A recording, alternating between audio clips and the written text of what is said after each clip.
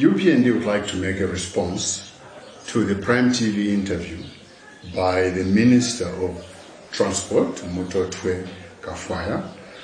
And we want to concentrate not on all the issues discussed, but two things. One of them is where he accuses UPND of tribalism and believes that UPF is not tribal at all.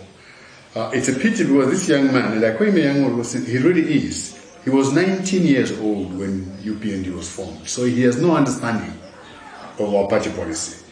But we know that in PF, talking about tribes and tribalism and lumping into an UPND is part of their campaign strategy. They have nothing to offer to the people of Zambia.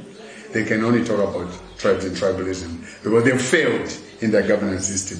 And it's a pity that a young man who should think better can sing solo. He argues, for instance, that UPND started tribalism. He doesn't even know that there were even issues in Kaunda's government concerning that. When UPND was formed, it was formed on the basis of regional representation across the country.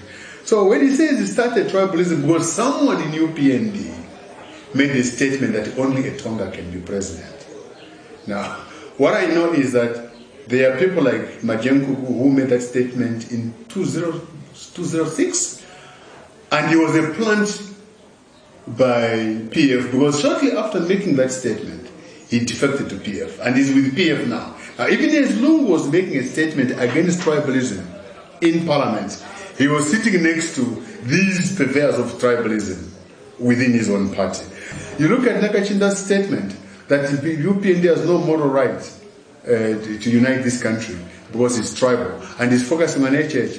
Basically, this is a man seeking a rental fee from PF because in PF, if you do not condemn UPND and call it tribal, you will not get a job. And you're not actually occupying any legal position in the sense that he has a legal MMG, but PF has welcomed him on board, so he has to speak tribal.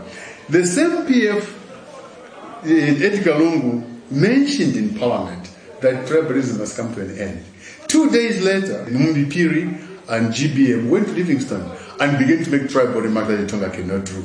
So you can say the actual party which is tribal is PF, which also confirms why in the PF cabinet, whose list we have and we can show to the media, 95 to 98% are from Eastern and Northern province, Northern region. This is the cabinet of PF. And they are all people of half-baked background, of no real substantial professional background. But they are picked from two regions to chant, to foster tribalism as their power base, but accuse others of the very things that they do. This young man, Kafwaya, is just chanting the same tired old language of PF because they have nothing else to tell Zambians on what they stand for. And the other thing that this young man referred to was corruption. He denied corruption within PF completely. But, he's either ignorant or simply a liar, and I don't know which, perhaps both. Because you have issues of corruption in PF, the fire tenders, the road contracts, the ambulances, the Forest 27, the Mukula tree plunder, the expired drugs imported by their own minister in UTH. And now you even have the Minister of Health facing corruption charges under the Anti-Corruption Commission. This is a clear signal. The Auditor General has named ministries engaged in a plan of resources through the misalignment of funds or theft of public funds. There has been no investigation. So I think Kafwaya must either grow up or just stop talking, because the charges of corruption are heavy on the desk of his own ministry with the ECO number plates. The Minister of Transport himself, this Kafwaya, failed to answer the fundamental question why there are cars carrying ECO number plates. In Kabushi in Ndola, they are carrying ECO number plates. They've got no fitness, they've got no road tax, and they're running around.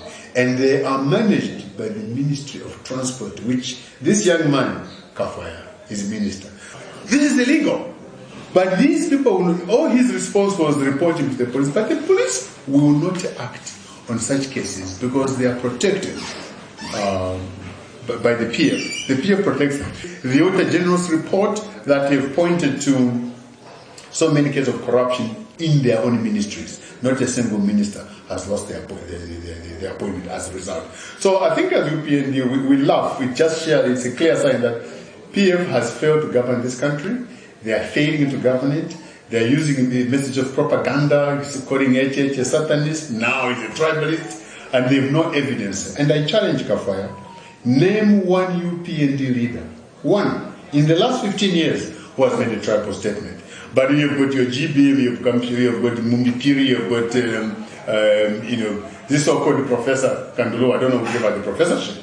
But these are clear cases. Even Ilungu himself is on the air, is having said Tonga cannot rule.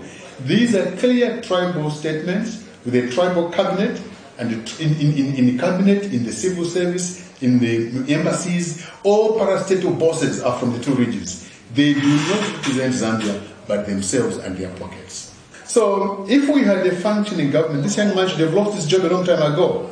But they are doing so because they are campaigning, they are using by legal means and accusing others of corruption and tribalism. When in fact, they are the bedrock of corruption and the division of this country. And that is why we insist that you need UPND to heal this country, to remove the barbarism of PF and the division that this country has faced and bring one Zambia, one nation to the fore. And that's what UPND will seek to do in 2021.